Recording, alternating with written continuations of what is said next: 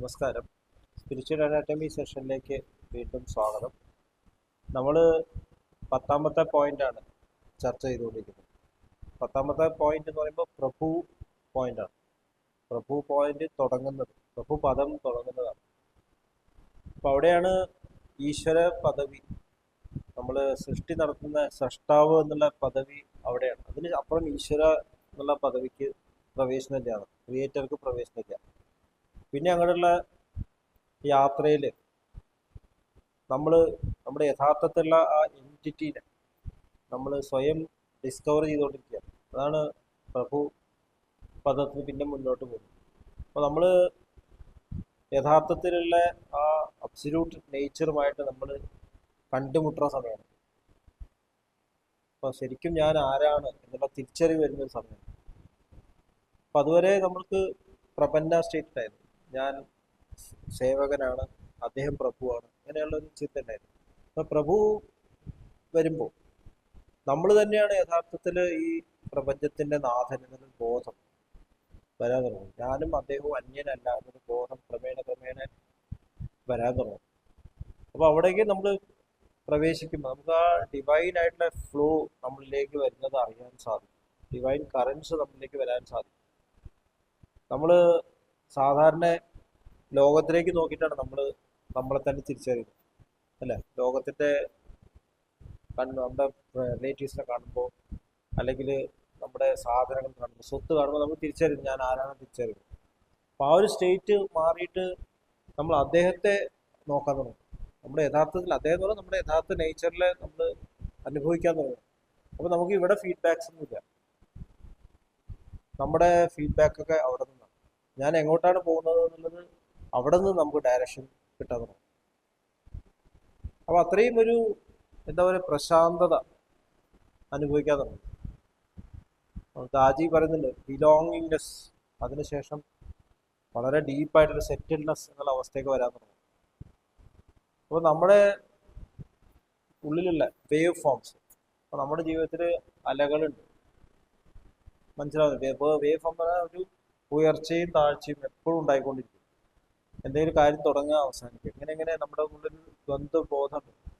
അത് മാറിയിട്ട് ഒരു ശൂന്യത, വാക്യൂറ്റി എന്ന് പറഞ്ഞാൽ എല്ലാം ഉൾക്കൊള്ളുന്ന ഒരു ശൂന്യത, നത്തിങ്നെസ്സിന്റെ ഒരു ഭാരം, ഒരു ഫീലിംഗ് വരാൻ, ഭാരമില്ലായ്മ നമ്മൾ അനുഭവിക്കാൻ തുടങ്ങുകയാണ്. അപ്പൊ അത്രയും ഒരു റിഫ്രഷ്മെന്റ്. നമ്മളിവിടെ എന്താ പറയുക, എന്തെങ്കിലും പ്രവൃത്തി ചെയ്യുമ്പോൾ അതിനൊരു ഫലം കിട്ടും, ഫലം കിട്ടാതിരിക്കുക പലതും ഉണ്ടാവും. പക്ഷെ അങ്ങനെ ഒരു ഫീലിംഗ് അവിടെ ഉണ്ടാവില്ല. ഫലങ്ങൾക്ക് നമ്മൾ ആലോചിക്കാതെ തുടങ്ങും. അപ്പോൾ അദ്ദേഹത്തിന്റെ ആ ഒരു പ്രസൻസ് മാത്രമേ നമുക്ക് പിന്നെയുള്ളൂ. നമ്മുടെ യഥാർത്ഥത്തിലുള്ള ആ അസ്തിത്വം, അതിൻ്റെ ഒരു പ്രസൻസ് മാത്രമേ നമുക്ക് ഒരു കണക്ഷനായിട്ടുള്ളൂ. പക്ഷെ അതവിടെ ഉണ്ട്. ആ പ്രഭുപദം എത്തുമ്പോഴും അവിടെ അദ്ദേഹം ഉണ്ട്. അത് ഞാനും എൻ്റെ അബ്സല്യൂട്ട് എന്നുള്ള ഒരു ഡിഫറൻസിയേഷൻ അവിടെ ഉണ്ട്. അപ്പോൾ ആ ഒരു സെപ്പറേഷൻ കുറേശ്ശായിട്ട് ഇല്ലാണ്ട് അവർക്ക് കാണാൻ തുടങ്ങും. അപ്പോൾ ആരെങ്കിലും മാസ്റ്ററെ പറ്റി സംസാരിക്കാൻ തുടങ്ങുമ്പോൾ നമുക്ക് തോന്നും നമ്മളെ പറ്റി സംസാരിക്കുന്നത്. ബാബുജി മഹാരാജ് പറയുന്നുണ്ട്, ഭഗവാൻ കൃഷ്ണനെ പറ്റിയിട്ടോ രാമനെ പറ്റിയിട്ടോ ഒക്കെ പറയുമ്പോൾ എന്നെ പറ്റിയിട്ടോ പറയുന്നത് തോന്നാണ്. അതുപോലെ യൂണിവേഴ്സിൽ മുഴുവൻ നമ്മൾ വ്യാപിച്ചു കിടക്കുന്നവർ തോന്നും.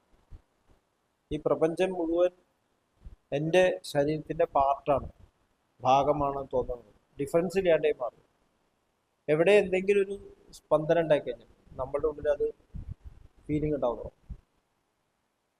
അപ്പോൾ എന്താ പറയുക, ലോകത്തിൽ എവിടെയെങ്കിലും ഒരു വിഷമം ഉണ്ടാവുമല്ലോ, അവർ വിഷമിക്കും, നമ്മൾ വിഷമിക്കുന്നത്, എൻ്റെ ഉള്ളിൽ അതേ ഫീലിംഗ്, എൻ്റെ ഹാർട്ടിൽ അതിൻ്റെ ഫീലിംഗ് ഉണ്ടാവും. അതുമാതിരി ആരെങ്കിലും സന്തോഷിക്കുമ്പോൾ ആ സന്തോഷം ഞാനും അനുഭവിക്കാത്തത്, മനസ്സിലാവുന്നില്ല? അപ്പോൾ ആ ഒരു ഡിഫറൻസ് ആണ് ഈ പ്രഭു പദത്തിൽ വരുന്നത്. പക്ഷെ ഇവിടെയും നമുക്ക് സാധനയുടെ വളരെ പ്രാധാന്യം നമ്മൾ ഡിസ്കസ് ചെയ്തു. കാരണം ഇപ്പോഴും സെപ്പറേഷൻ ഉണ്ട്. നമ്മൾ അദ്ദേഹം എന്നൊരു ചിന്തയുണ്ട്, ഞാൻ എന്നുള്ളൊരു ചിന്ത. അപ്പം ഞാൻ വളരെ പ്രബലമായിക്കൊണ്ടിരിക്കുകയാണ്. ചാരുജി മഹാരാജ് പറയുന്നുണ്ട്, നമ്മുടെ ഉള്ളിൽ ഉണ്ടാവുന്ന ആ ഒരു എന്താ പറയുക വാക്യൂറ്റി, ഒരു ശൂന്യത, അത് ചിലപ്പോൾ നമുക്കൊരു പ്രശ്നമായിട്ട് മാറും. നമുക്ക് മാസ്റ്ററിലേക്ക് കണക്ഷൻ നമ്മൾ നിലനിർത്തിയില്ലെങ്കിൽ ചിലപ്പോൾ വളരെ ദാരുണമായിട്ടുള്ളൊരു വീഴ്ച അവിടെ ഉണ്ടാവും. വളരെ പ്രഗത്ഭന്മാരായിട്ടുള്ള എന്താ പറയാ ഋഷിമാരും അതുമാതിരി നമ്മുടെ സാധുമാരുടെ അഭ്യാസങ്ങളും ഇതൊരു പ്രശ്നമായിട്ടുണ്ട്. കാരണം സംസ്കാരങ്ങളില്ല. നമ്മൾ ക്ലീനായി നമ്മുടെ ഉള്ളിലെ സൂക്ഷ്മ ശരീരം ശുദ്ധീകരിച്ചു നമുക്ക് ആകെ ഒരു കണക്ഷൻ അത് മാത്രമേ ഉള്ളൂ. മനസ്സിലായില്ലേ? ഒരൊറ്റ കണക്ഷൻ മാത്രമേ. അപ്പൊ ഒരു ചെറിയൊരു ആഗ്രഹം നമ്മുടെ ഉള്ളിൽ ഉണ്ടാവണം. ഈഗോ ചെറിയൊരു ആഗ്രഹം ഉണ്ടാവണമെങ്കിൽ നമുക്ക് ഈ പ്രപഞ്ചം മുഴുവൻ സൃഷ്ടിക്കാനുള്ള കപ്പാസിറ്റി നമ്മുടെ ഉള്ളിലുണ്ട്. അപ്പൊ ആ വാക്വത്തിലേക്ക് എന്ന് കടന്നു വരാം. ഒരു ശൂന്യാവസ്ഥ അരച്ചു വാക്വമിൽ ചെറിയൊരു പഴുതുണ്ടെങ്കിൽ എനിക്ക് എല്ലാം ഇടിച്ചു കയറും. വാക്വം പെട്ടെന്ന് ഇല്ലാണ്ട് അത്രയും സ്ട്രോങ് ആണ്. അപ്പൊ നമ്മൾ വാക്വം വെച്ചിട്ട് ചുമരുമ ഒട്ടിച്ച് വെക്കേണ്ടത് അത്രയും സ്ട്രെങ്ത് ആണ് ഈ വാക്വം. അപ്പൊ നമ്മുടെ ഉള്ളിൽ ഈ ഒരു വാക്വിറ്റി അതിൽ നമ്മൾ വീഴാതെ അതിലേക്ക് കടന്ന് നമ്മൾ മാസ്റ്ററിലേക്ക് കടക്കണം. ശരിക്കും ഇതൊരു ശൂന്യതയല്ല, അതൊരു ടോട്ടാലിറ്റിയാണ്, പൂർണ്ണതയാണ്. അപ്പൊ അത് നമ്മൾ നിലനിർത്തുന്നെങ്കിൽ മാസ്റ്ററിലേക്ക് നമ്മൾ, അതുകൊണ്ടാണ് ലിവിങ് മാസ്റ്ററുടെ ആവശ്യമുണ്ട് എന്ന് പറയുന്നത്. അപ്പൊ പലരും ഉണ്ടാവുന്ന പറഞ്ഞാൽ ആ സമയത്ത് ദിവ്യ ദർശനം ഉണ്ടാവും. ദിവ്യ ദർശനം ഉണ്ടാവുമ്പോൾ എനിക്ക് എല്ലാം ആയി, ഒന്നും വേണ്ട എന്നൊരു തോന്നലാണ്. അപ്പൊ ഗുരുവിനെ വിടും. ഏറ്റവും ഫൈനൽ സ്റ്റേജസിൽ ഗുരുവിനെ വിടുന്ന ഒരുപാട് ആൾക്കാരുണ്ട്. ഇപ്പൊ ഒരു കാര്യം മറക്കട്ടെ, നമ്മൾ വിസ്മരിക്കാൻ പാടില്ല. നമ്മൾ ഈ ജീവിതത്തിൽ ജീവിക്കുമ്പോൾ ഈ ഭൂമിയിൽ എങ്ങനെയാണ് ജീവിക്കേണ്ടത് എന്ന് നമുക്ക് ഡെമോൺസ്ട്രേറ്റ് തരുന്നതാണ് നമ്മുടെ ലിവിങ് മാസ്റ്റർ.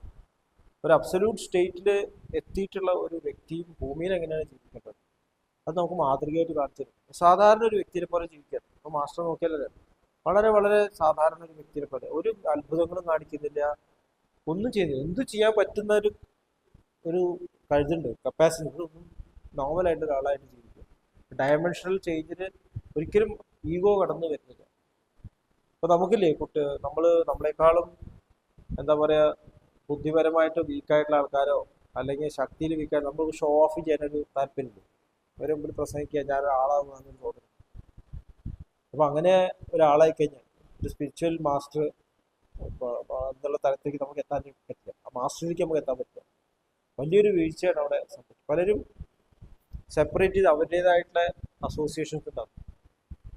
ഒറിജിനൽ ആയിട്ടുള്ള കണക്ഷൻ വിട്ടിട്ട് വേറൊരു സംസ്ഥ ഉണ്ടാകും. ഞാൻ തന്നെയാണ് ഗുരു, എന്നിട്ട് അവർ കുറെ ശിഷ്യഗണങ്ങൾ ഉണ്ടാകുന്നത്. അങ്ങനെ എത്രയോ എത്രയോ നമ്മൾ സ്പിരിച്വൽ പാത്തുകളെ കാണാം. ഒറിജിനൽ ആയിട്ടുള്ള ആ ഗുരുവിന് സെപ്പറേറ്റ് ആയിട്ട് ലിവിങ് ഗുരുവിനെ റെക്കഗ്നൈസ് ചെയ്യണം. ഒരു ഗുരു പരമ്പര എന്നുള്ളത് നമ്മുടെ മാസ്റ്ററാണ് നിശ്ചയിക്കുന്നത്, അടുത്ത മാസ്റ്റർ അല്ല. ലിവിങ് മാസ്റ്റർ ആരാണെന്ന് നിശ്ചയിക്കുന്നത് നമ്മളുടെ ഗ്രേറ്റ് മാസ്റ്ററാണ്. അദ്ദേഹം ഈ ഭൂമിയിൽ നിന്ന് വിട്ടു പോകുമ്പോൾ അദ്ദേഹം അതേ സർവീസ് നൽകാൻ ഒരു മനുഷ്യനെ അവിടെ ആവശ്യമില്ല, മനുഷ്യന്റെ രൂപം ഇവിടെ ആവശ്യമില്ല. അതുകൊണ്ടാണ് ഒരു ലിവിങ് മാസ്റ്ററെ റെപ്രസെന്റേറ്റീവ് വെക്കുന്നത്. അങ്ങനെയെങ്കിൽ അതിന്റെ ആവശ്യമില്ല. അപ്പൊ ഒരു ഗുരു പരമ്പര ഇല്ലാതെ ആധ്യാത്മികമായിട്ടുള്ള മാർഗം സ്പിരിച്വൽ പാസ് നശിച്ചു പോയി നമുക്ക് കാണാം. റിലിജിയൻസ് ആയിട്ട് മാറും, മതങ്ങളായിട്ട് മാറും. കാരണം ഇന്റർപ്രിട്ടേഷൻ മാത്രമേ നടത്താൻ, വ്യാഖ്യാനങ്ങളും വിശദീകരണം മാത്രമേ ഉള്ളൂ. ശരിക്കുള്ള എന്താ പറയാ റിയൽ നോളജ് നമ്മുടെ മുമ്പിലില്ല. അപ്പൊ അതുകൊണ്ട് ആണ് ഗുരു ബ്രഹ്മ, ഗുരു വിഷ്ണു, ഗുരുദേവോ മഹേശ്വര എന്ന് പറയുന്നത്. ഗുരു ഇല്ലാതെ ഇത് സാധ്യമല്ല. ശാസ്ത്രങ്ങളെ നമ്മൾ നമ്മുടെ കണ്ണുകൊണ്ട് നമ്മൾ ജഡ്ജ് ചെയ്യാൻ തുടങ്ങിക്കഴിഞ്ഞാൽ അവിടെ ഇന്റർപ്രിട്ടേഷൻ മാത്രമായിട്ട് മാറും. അപ്പൊ നമുക്ക് ശരിക്കുള്ള മാസ്റ്ററുടെ ആവശ്യം കൂടിക്കൂടി വരുന്ന ഒരു സമയമാണ് ശരിക്കും ഇനി അങ്ങോട്ട് പ്രഭുപാദം.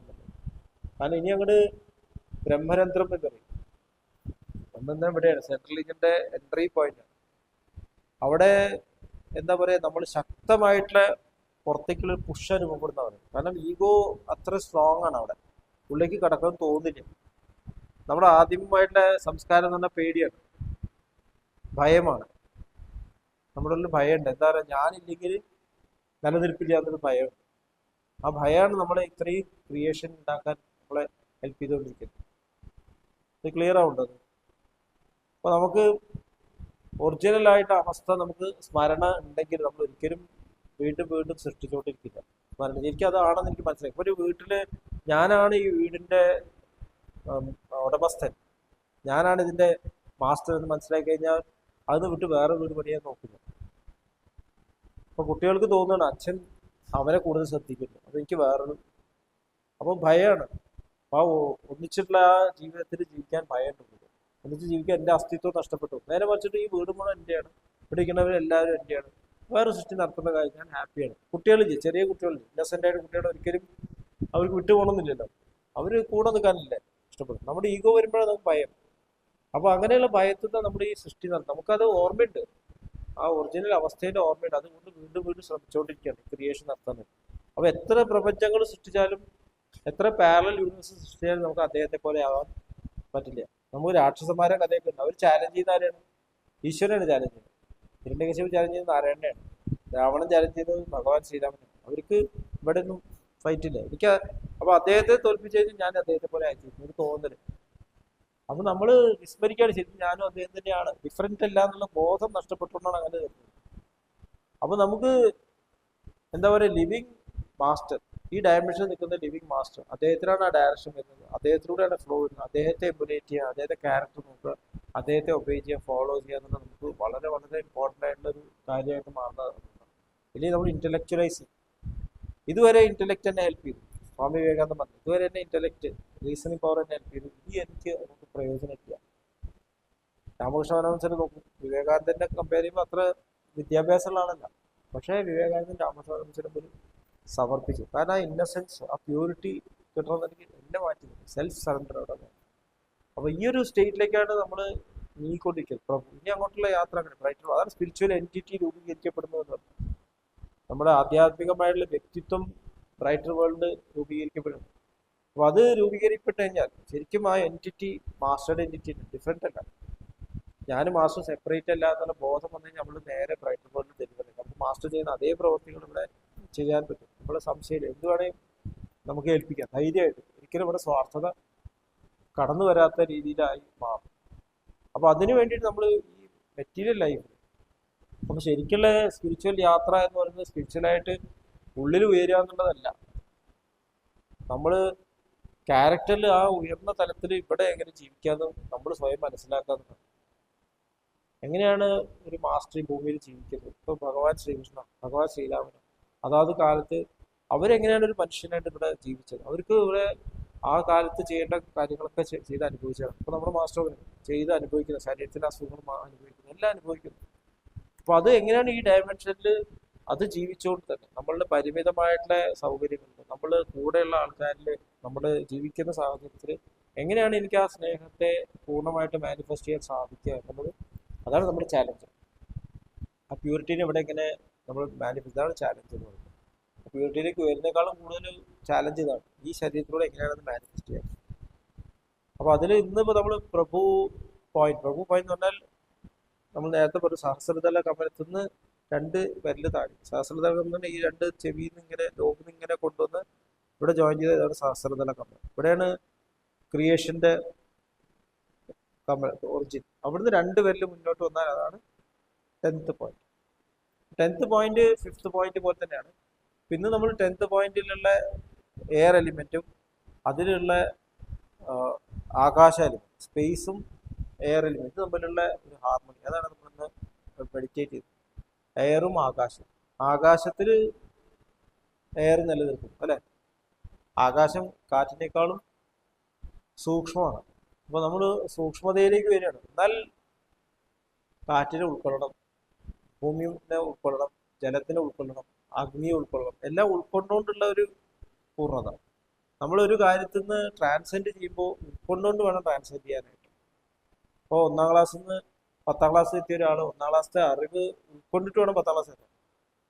10ാം ക്ലാസ് ഒരു കുട്ടിയോട് പോയിട്ട് 1ാം ക്ലാസ്സിൽ പഠിപ്പിക്കാൻ പറഞ്ഞാൽ പഠിപ്പിക്കാൻ പറ്റണം. അത് കഴിഞ്ഞു, അത് എൻ്റെ അറിവായി കഴിഞ്ഞു. ഇനി വേണമെങ്കിൽ അവിടെ പോയിച്ചാൽ അത് എനിക്ക് 1ാം ക്ലാസ് മോശമാണെന്നൊന്നുമില്ല.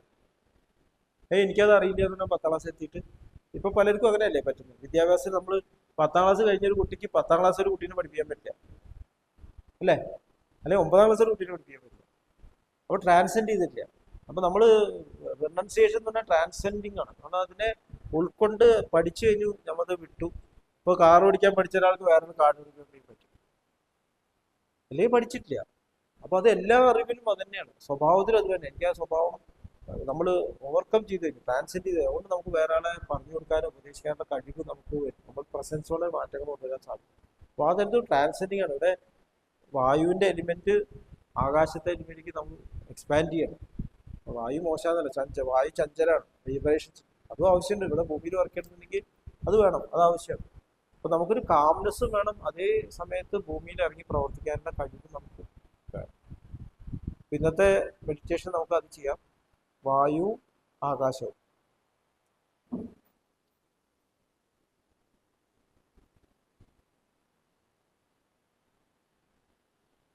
കണ്ണുകൾ അടച്ച് ശാന്തമായിരിക്കും.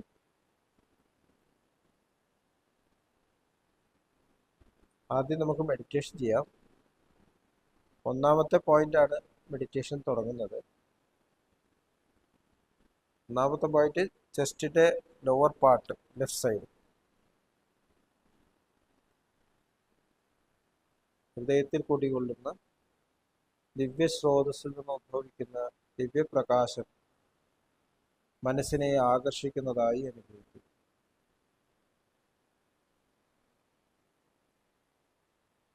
ആ ദിവ്യപ്രകാശത്തിൽ ധ്യാനം ആരംഭിക്കും. മനസ്സിൽ ചിന്തകൾ വരുന്നുണ്ടെങ്കിൽ മൃദുവായി അവഗണിക്കുക. ദിവ്യപ്രകാശത്തിൽ ധ്യാനം തുടരുക. Please start meditation.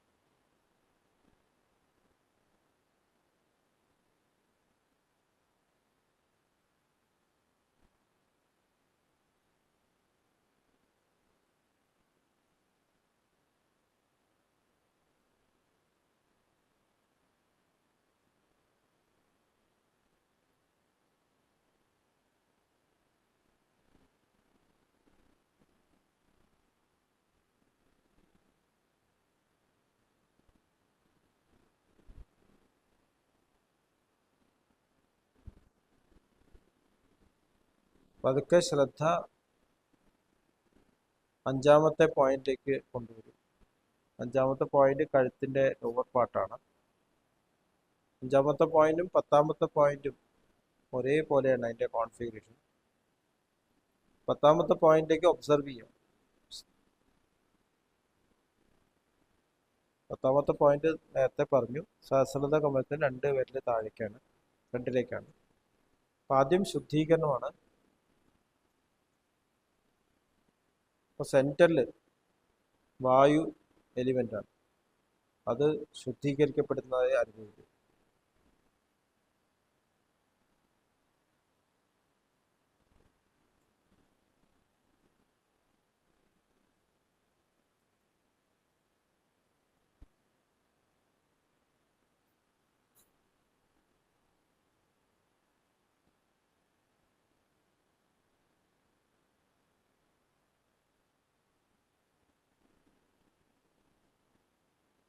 ഒന്നാമത്തെ ചക്രത്തിലേക്ക് വരും.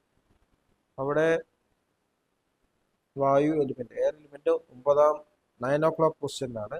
അവിടെ ശുദ്ധീകരണം നടക്കുന്നതായി അനുഭവിക്കും.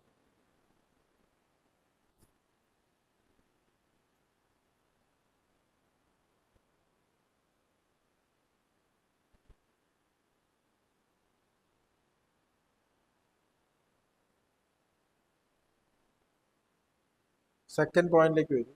Second point right side of chest lower പാർട്ടിലാണ്. അവിടെ 6 o'clock പൊസിഷനിലാണ് എയർ എലിമെന്റ്. അവിടെ ശുദ്ധീകരണം നടക്കുന്നതായി അനുഭവിക്കും.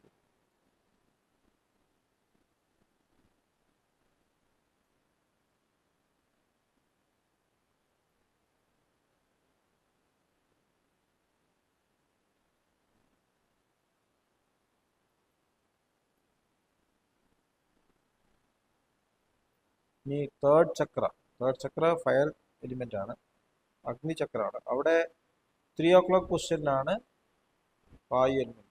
തേർഡ് ചക്ര എന്ന് പറയുന്നത് left side of chest upper പാർട്ടിലാണ്. 3 o'clock പൊസിഷൻ എയർ എലിമെന്റ് ശുദ്ധീകരിക്കുന്നതായി അനുഭവിക്കും.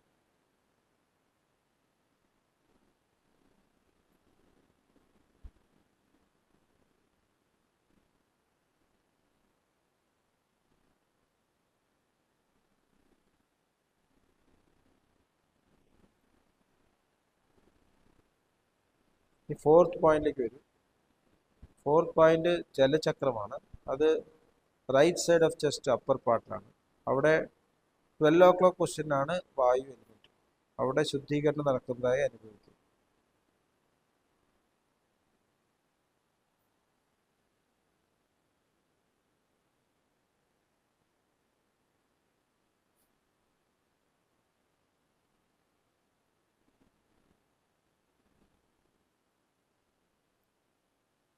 തിരിച്ച് ഫിഫ്ത്ത് പോയിന്റ് സെന്ററിലേക്ക്. ശുദ്ധീകരണം കംപ്ലീറ്റ് ആയി.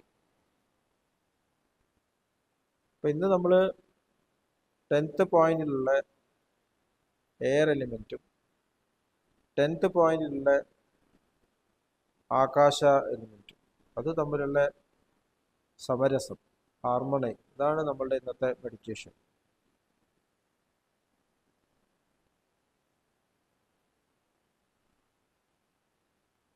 Air എലിമെൻറ്റിൻ്റെ discriminatory faculty, വിവേകബോധം,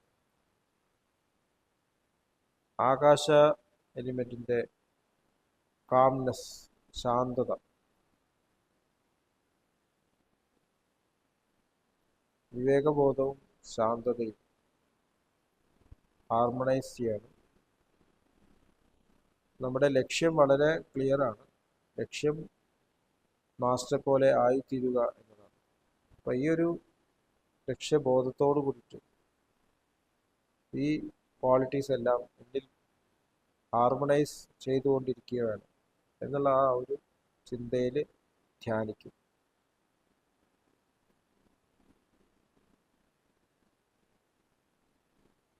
Please start meditation.